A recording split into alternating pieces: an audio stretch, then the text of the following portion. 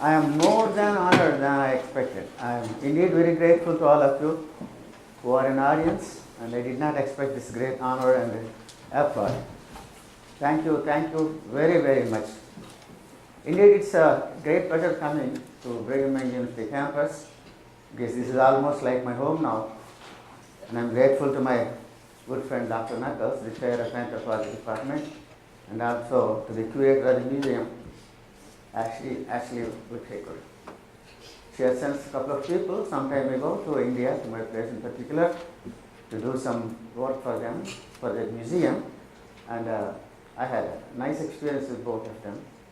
And upon that, this development has come up, and I got the opportunity to come here.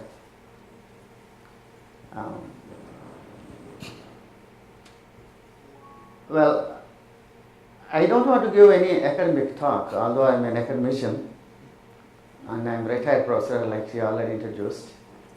So, my propriety to speak about this topic, Sri Vaishnavism, Bhakti Cult, all that, comes from my birth. Because in India, everybody is born into a caste. That is, there is a caste identity to everybody. Otherwise, some exceptions are there, but mostly people belong to one caste or the other, and I belong to a particular caste called Yadava, shepherds or cowherds, to which Lord Krishna himself belonged to. Lord Krishna came to the household of the Yadava community after he was born, and he was carried by his father on a wicker basket discreetly so that he would not be slaughtered, and then because there are reasons of in the story. He was given to a Yadava woman by name Yasoda, so he was brought up, raised there. So his entire mortal career began in that place until his end, which happened as an accident after the end of many events. So I belong to that community, and I was told by grandfather and my father all through my life, from my childhood, that we are Vaishnavites. We are Vaishnavites, we belong to this religion, he said. And then there are few such religious festivities which are very dear to us and our family and our community and relatives. One of which is the birthday of Lord Krishna, happens normally in the month of August. That festival could be compared to something like South Indian counterpart of the holy festival in up north. This festival in Telugu we call Utti Kottadam, that is striking of Utti, meaning a pot is hung over a little contraption temporarily arranged, and it is very well decorated with flowers, and there is some nice milk or buttermilk in it, and on one side some people will hold, and the other side the pot will hang to a pulley, and they will pull like this. And somebody will be dressed like Krishna, and then they will go and try to reach the pot. So the game is that the person who is trying to reach the pot should not get it. And that is not the only hazard and difficulty for the person who has to hit the pot. There are also very young people, children, readily available there with huge pieces of water there. With pumps they try to push, gushing a lot of water on him so that he can't. All the water will go into his ears, nose, eyes, all that. He would not be able to see anything. It looks like a kind of a little funny but very torturous play or game. The idea behind that is that Krishna as a child played that in his house, and maybe in the house of others also, stealing butter, stealing milk, and stealing all the dairy products. So in honor of that, on this so-called birthday, which happens in the month of August, in different parts of South India, because I am not sure about how the occurrence of it in North India, but South India, in Andhra Pradesh, I am very sure it happens in my area, and in my town I have seen for a long period of time. So it is observed to commemorate the event, that is the Lord Krishna's childhood pranks on how he stole butter, milk, and he himself drank and distributed to others. One of the person who actually acts out this belong to my community, my caste. So it's a hereditary appointment. But I don't know now in the 40 years who is doing it. So even now I guess that the person who has to do it should be from our community. But the rest of the people who are in audience, playing this, watching this, enjoying this, are from all other communities. So they wait for this great occasion. It's not the festival of colors that you know from what you have seen in Spanish folk, but this is a very nice thing happens once in a year. So that is my connection with Vaishnavism. And Vaishnava gurus used to come to my house from time to time, maybe not once in a year, maybe once in a couple of years or a few years, to give benediction to us. Because they are gurus, they come, I don't know, I was too young to know and remember, but I remember when they come, it was a big event. They are welcome and they are fed, they are given clothes, they are given money, they sing songs and they went away. And all this stopped. It was all what I am talking some more than 50 years ago story. So this being my connection with Vaishnavism and Sri Vaishnavism, I thought that I should tell you this. And Sri Vaishnavism is, as all of you know, is strongly and very effectively connected with devotion. Bhakti, which is translated as. Bhakti means to participate, to share. Bhakti is to submit, surrender and all that. It has all the connotations and meanings to it. So nothing is possible without bhakti in the context of God and understanding God. So Sri Vaishnavism has championed this concept of bhakti and popularized it in the entire South from its inception, from its beginning, and gradually it went to North also and influenced North India beyond Deccan and other places. So essentially, Sri Vaishnavism started in South India, in the land called the Tamil Nadu. The Tamil language is the language of the people of the Tamils. I am a Telugu person, I belong to a different language group. And there were bards, singers, saints who were connected with the development of Sri Vaishnavism, and they are called as Alvars. Alvar is a singer, is a bard, and they are not Sanskrit scholars, they are not erudite, but they are simple folk who loved, adored God and sang and praised and glory of the God emotionally. That is the most important part. The emotional part is the most important aspect in the Vaishnava Bhakti. Otherwise, it doesn't make any sense. Why emotion is becoming such an important thing is because, as opposed to emotion, already in Indian religious and philosophical and spiritual tradition, quietude, contemplation, tranquility, all are utilized to the maximum limits, because they are considered to be of utmost importance, and they underrate the role of emotion, activity, aesthetics, and enjoying God's company, God's presence, submission. So all the sensuous life which is immediately available to us was not given enough priority, but these Alva saints are given priority to this and sang songs to God in glory of His greatness, and that is why they became very popular, because they all belong to they use the vernacular language, their own language, so they appeal to the people. So that is why it's actually a people's movement. It's a peasant movement, a people's movement. It's a movement of the lot of people who were not given opportunity to participate in perhaps the great religion of Hinduism. Now, what do you mean by the great religion of India? I think we have to take a little break from here. We call Hinduism, the word Hinduism comes from the word Sindh. Sindh is the name of a river in Pakistan, and it came from the place Sindh, the river. It's the river civilization. So Sindh became Hindu, and that is the name of the religion.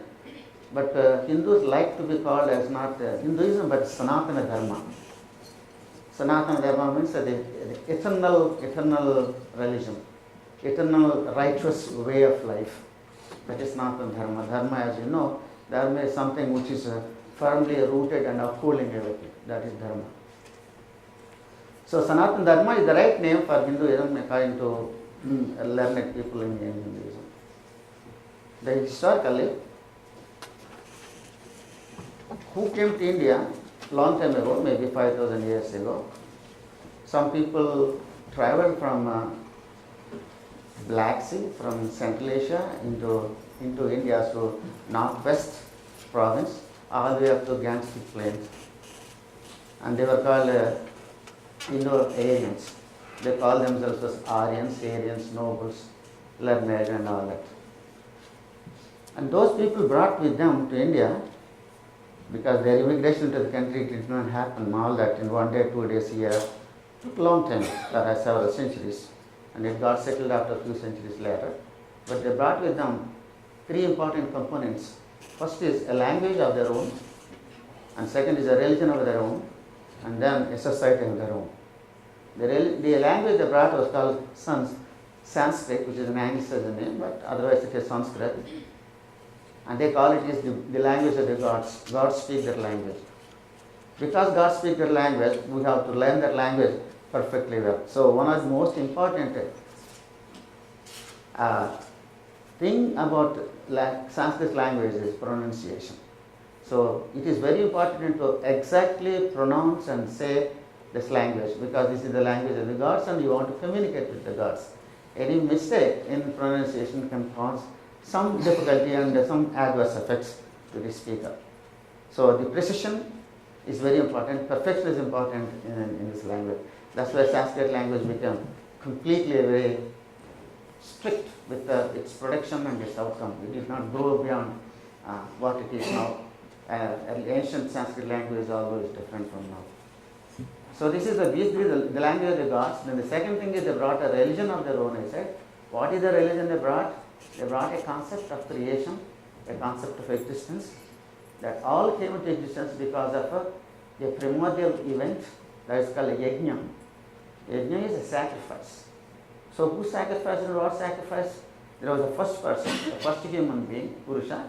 He sacrificed himself, he dismembered himself, and out of his body came into existence everything. This is how they explain their religion. And what is this sacrifice?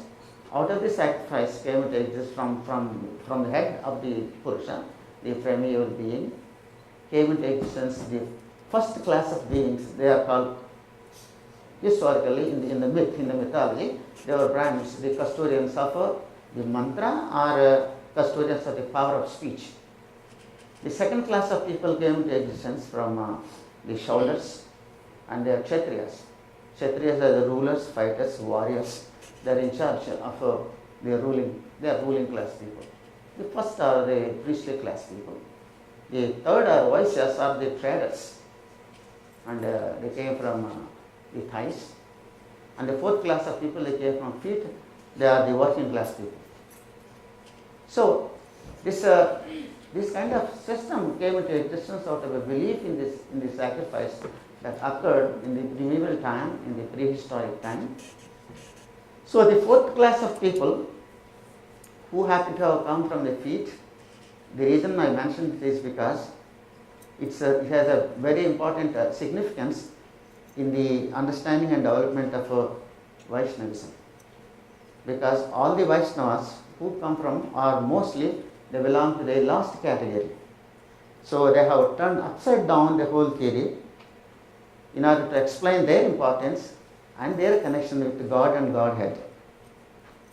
So otherwise, before that, it was the people who are priests have the authority and as well as the entitlement to understand scripture and also to address God and spiritual matters.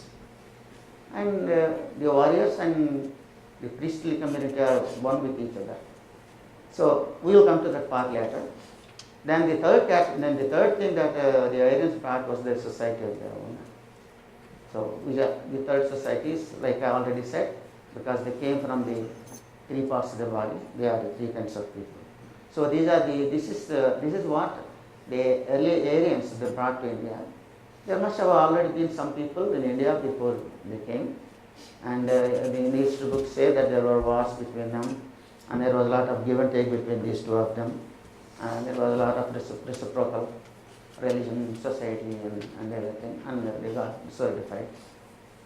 And in 1922, after the excavations in Mohenjo-daro, Harappa by Sir Marshall Jones, we have come to know that there was already a very powerful civilization in India before the advent of the Aryans. So that civilization is known to be a matriarchal civilization, mother goddess civilization, and there were also ascetics, monks, and meditative people and all that. So with that, then what happened when this religion came into existence with the sacrifice? They proposed some important ideas, such as every human individual has 3 debts to fulfill in his life, and those are 3 debts are 3 kinds of obligations. Those obligations are one to gods, and one to rishis, meaning the teachers, or the seers, or the wise people, and the third are to ancestors or parents. So we all, as beings who have come into existence, these are the 3 debts that we have to fulfill. So there is no escape from this. We all are bound to fulfill this. Continuously to pray to God, continuously pay respect to God, and then to the rishis, or the seers, or the teachers, or the wise people, the counselors, who first happen to have heard the good news from the God. So those are the people who heard the good news. Good news as in the scripture. The good news as in the revelation. Good news as in the truth. So what is the truth? The truth is contained, I am using the word, the Veda, they say. That is the book, old book of Hinduism is the Veda. The Vedas are many, and it's the whole different thing. I will not go into all those details, but even now, today, a Veda is the word Veda is very powerful, and people respect the word Veda, and they want to listen to Vedic recitation. All these thousands of years, there is no change in the continuity and practice of this tradition. So Veda is still very, very respected, even though most people do not understand what is being recited or what is said. So it's a sort of a very powerful sentiment. So the third thing is the obligation to ancestors. That is not only taking care of parents when they become old or whenever there is need, but even the deceased parents also have to be propitiated from time to time. So we cannot afford to lose connection with our ancestors. So even now, although my father died, I still every year perform and propitiate. On the day that he died, I go back to my ancestral home, and my brothers also come, and we make offerings to my father and to his father, and also to his father. So only up to 3 generations. So like that, it changes after I die. I think when my son, I don't have a son, so it stops. So that's a misfortune, it's a curse that the continuity has to be broken. So these are the 3 important obligations, and then the 4th thing is about 4 stages of life for individuals. 4 stages of the individual is one has to be a student. It is a brahmachari. It means he is a school going and learner, and he is a novitiate of the Vedic learning. And the second stage is after he completes that, he will marry, he will become a grihastha, he will have to have a wife, and eventually he will have to have children and all that, and he has to bring them up. And after some time, when he sees that it is time, he will have to retire from the house, and along with his wife, he will go into vanaprastha, that is called life in woods. He will go there with his wife. And the 4th is, after some time again living in the life of the woods, the 4th stage is called sannyasa, is a total renunciation. It becomes a complete ascetic or monk. But there, his wife will not be there. This is all theory. We don't know when this happened, if anybody all really followed this is there. But nevertheless, people in some way or other imitate these things in their life even now. Not exactly like that, not abandoning everything, not going into woods, not taking wife into some, but some kind of imitation of this happens in the Hindu life of the people, in one way or the other. So the last is the total recluse. So these are the 4 stages of life, and there's one more important thing I should mention about Hinduism is there are 4 kinds of pursuits that are allowed for an individual. They are called dharma, artha, kama, moksha. Dharma means that there is a dharma, that there is a goal, that there is something righteous thing for everybody to pursue or follow. That is dharma. Everybody has his own dharma. The dharma comes from your station. So it's your station and duties. So you happen to be a teacher, so your duty is to teach well, to learn well, to do your duty well as a teacher. If you are an engineer, you have your own duty as an engineer. So everyone whoever is in some kind of occupation or profession, that occupation and profession or station will bring necessary responsibility for the individual to do the best that he should for himself and for the community. So that is dharma. Artha has meaning pursuit of wealth.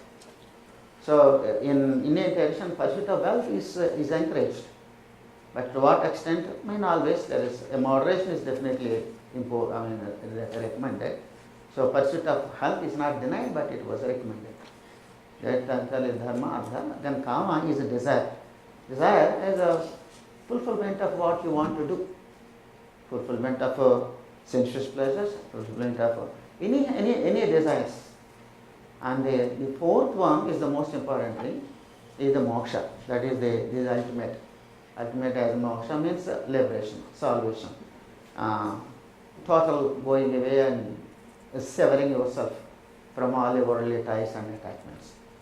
So this is the general view of Hinduism.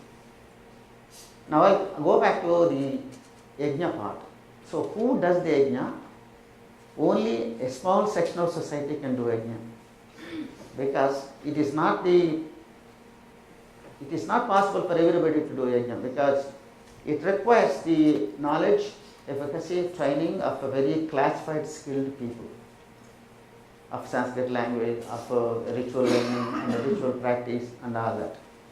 So I would say a very small amount of people can only do this, and they should be very rich to do that. But there are different kinds of rituals for every kind of want that you desire. To have a son, to have a kingdom, to have wealth, house, wives, property, name it. There is a ritual that can be performed. But how many people can do it? Not many people can do it.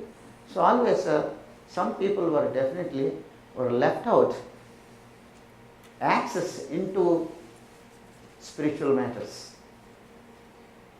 So that being the case, I think Sanskrit was very necessary for this religion, and how can one learn the Sanskrit language? So vernacular language is becoming important and gaining importance to express themselves.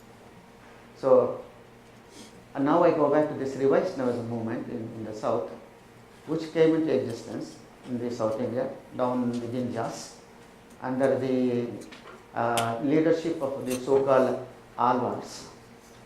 They were singers of God's glory and deeds, achievements and all that in their own songs.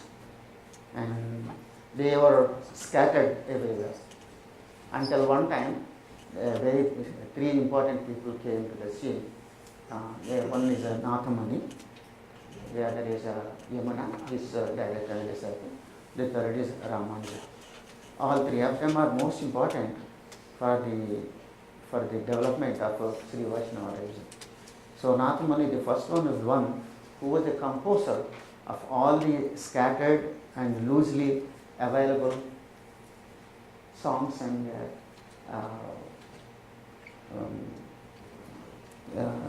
other things related to God's works and God's achievements. And then Ramanuja, then Yamuna also followed the same thing. And then Ramanuja, three of them, and they call what they codified as a Prabandha. Prabandha means a religious text, as a religious treatise.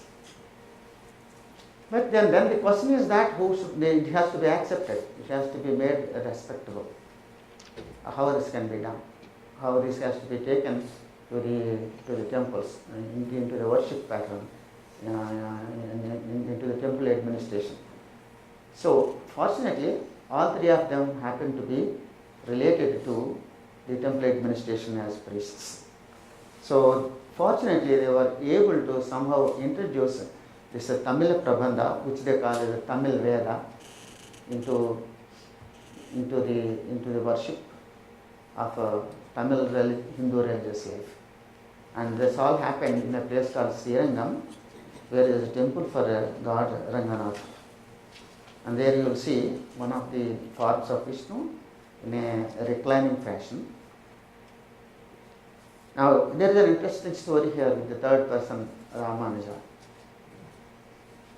There is a need for a guru in the life of everybody, whoever wants to obtain salvation. So without the guru, it is not possible to know God or to reach God and to go in the correct path to understand God. So guru is a very important thing. Guru as the teacher, as one who gives a direction, one who takes you by hand, as a counselor.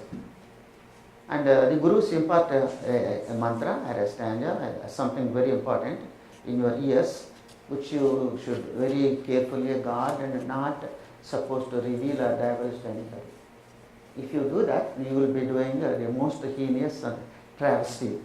So you are prohibited from doing that, because that alone is yours, and with that you will reach God. That is your medium, that is your means.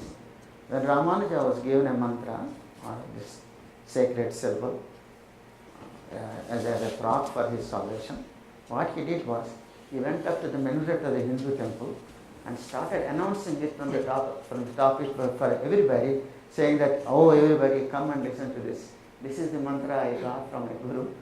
So you all listen to this, and you all get to heaven, and you all go to God and stay in the communion and the company of the God. When others saw this, which was complained to the teacher of Ramanuja, he was summoned and he was asked to explain why he has done this.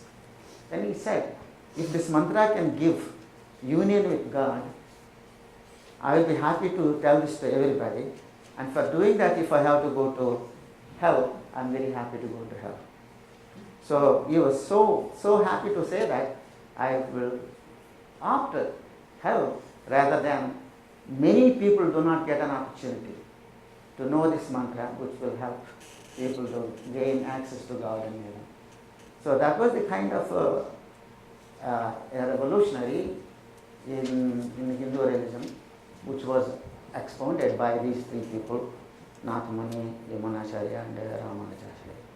And after Ramanujacharya, many people, Sri Vaishnavas came. Now we are talking about Sri Vaishnava and what is this Sri Vaishnavism and all that. One thing that I should have already mentioned, is in Hinduism, like in Christianity, there is a trinity, three gods.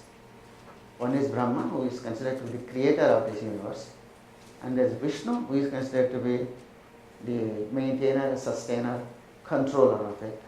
And the third is Shiva, who is a destroyer, but destroyer is a wrong translation. That means he is in charge of a non-being. That which goes out of existence, that is his purview, that is his domain. So it is not destruction as in evil. So destruction is not evil in that sense. It is something goes into non-existence or non-being, and which has again because Hindu view of life is a cyclic view of life. It is not a linear view of life. So everything is recycled. So that is his province. So these are the three people who are responsible: Brahma, Vishnu, and Shiva. So of the three people, Vishnu is the most well recognized and well worshipped God. is emotionally available. I think you can easily understand his job because he is the one who is concerned with our livelihood from the time we are here until we die. So that all that comes and be there, so he is responsible for that. And he is the one who has the ability to come as an incarnation. I am using another word here, this is called avatar. This avatar concept is another important dimension in Hinduism. So what is this avatar concept? God doesn't directly come, but he has to come in a human form. That is the meaning of avatar. So when he comes as an avatar, as a human form, as an incarnation into the world of mortals, he has to come as a mortal, as a human being. And when he will do that, he will do when there is a need for that. When is the need? Is it his own choice to come? When dharma, that is the righteousness or the goodness or the balance or the equanimity in the world is disturbed, he will come to save and put and bring order back into the world. That is the time that he will come as an avatar in order to save good people. It is something like you can easily imagine the Noah's Ark kind of concept. When God asked Noah to save some species so that he can recreate and they can help recreate it. So such notions definitely you will find as a comparison between Christianity and Hinduism. So Vishnu avatars are 10. The first few of them are animals. Like one is a fish, the other is a turtle, the other is a boar, and the fourth one is a man, lion, and fifth one is a dwarf, the sixth was Rama, and the seventh one is Krishna. So there are 10 avatars, and the 10th avatar is yet to come. Of all the avatars, the most human avatars are the incarnations are Rama and Krishna. And between Rama and Krishna is very powerful because he was a fully powerful human being in the Krishna avatar and the Krishna incarnation. So he does many things. From the time that he came from his parents, original biological parents, to his foster parents, he did many things.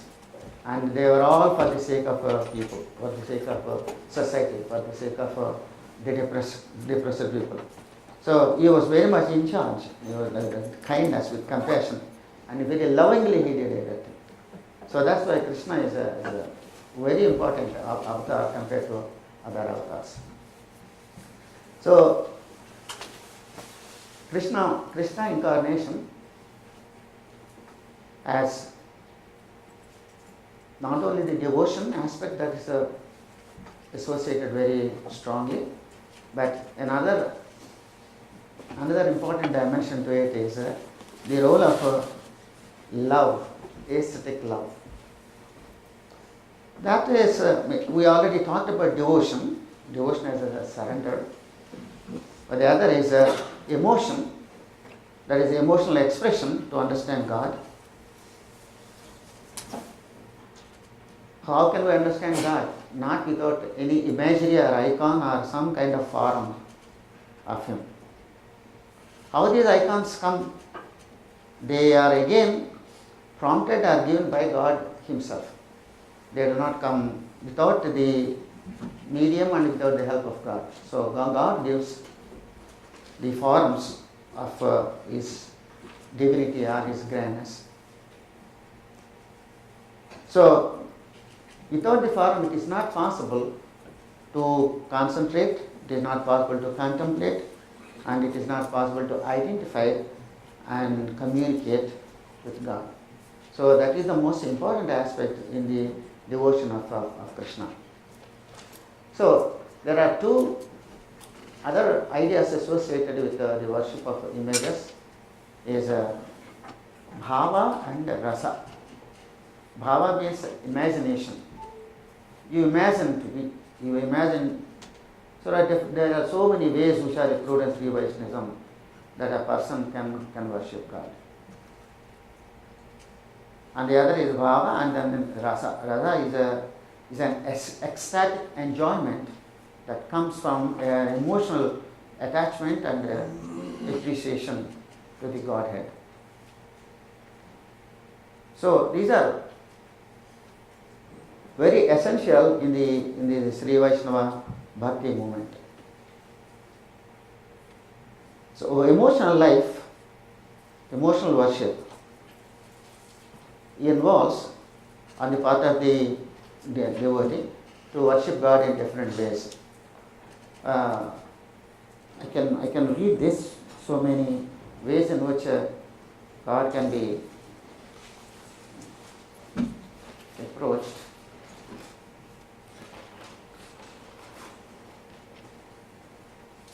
So they say one is Sravana. Sravana means listening to the scriptures. You all do that. You all read Bible, and that's something like that. So we also read some kind of text, religious text, which will help us to remember the glory of the God. And kirtan, this is singing. So this is all common things in most religions. And then smarana, remembering of the God's greatness, God's events. Then padasavana, that is taking refuge in his feet and serving him. And then archana is worshipping. Archana is a very, very long procedure. And then vandana is praising.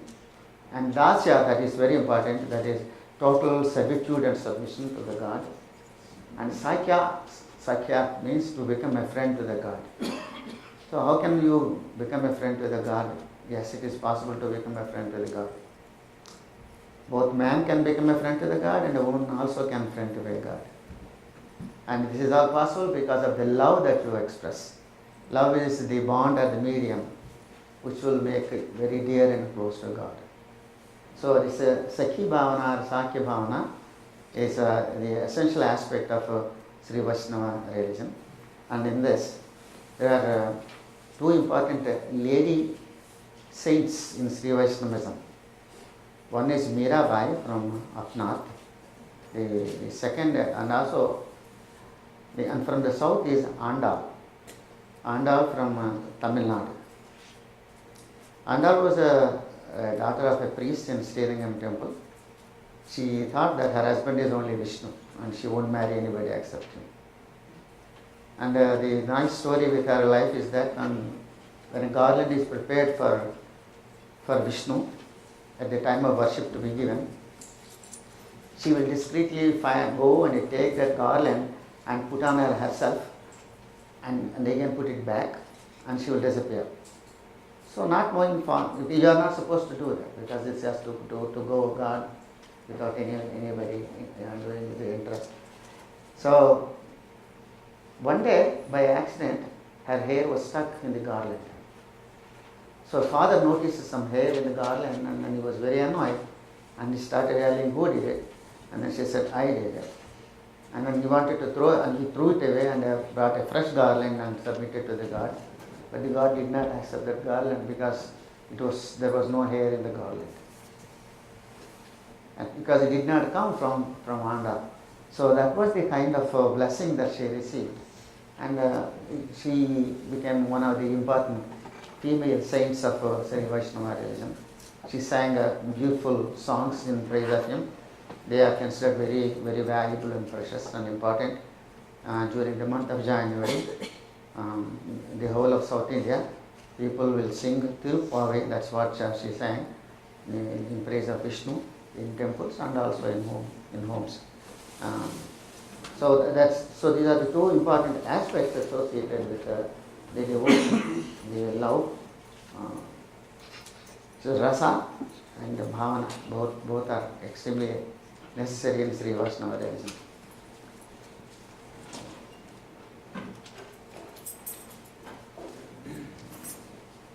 Is the time? Okay. So Vaishnavism is still very popular. It did not lose its popularity, it did not lose its vitality. I can vote say for this in South India, because there are 4 great important Vaishnava religious centers big, huge temples. One in Puri on the east side in the state of Orissa. The name of the god is Jagannath. And on the west side in Maharashtra, Pandharpur, where the god's name is Vishnu's name is Vithala. Down south, in the same coast in Kerala, in Trivandrum, Vishnu is known as Padmanabha. Padmanabha means the one who has a lotus flower from his navel, and on the top of the navel sits Brahma, the creator.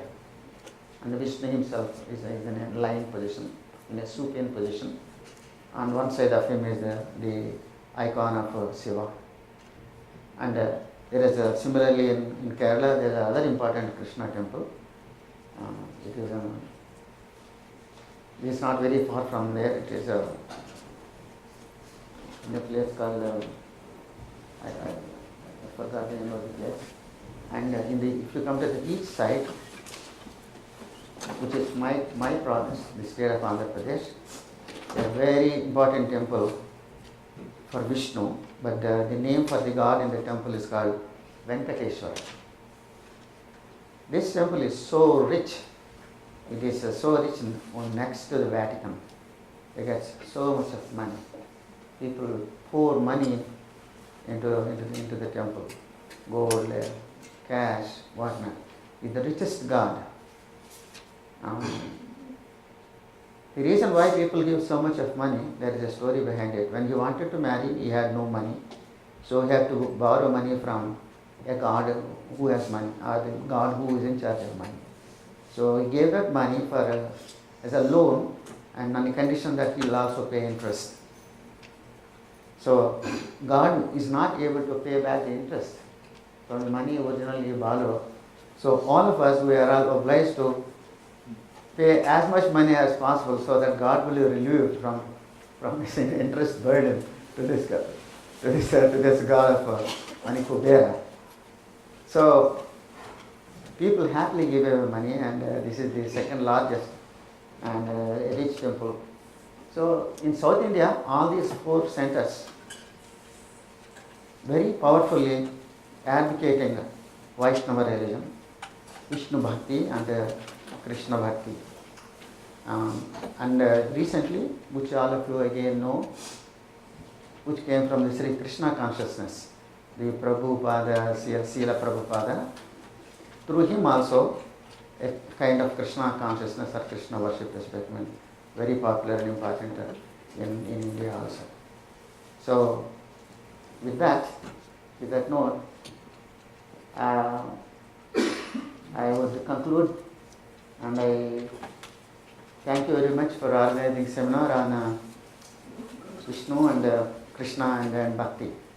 Thank you very much.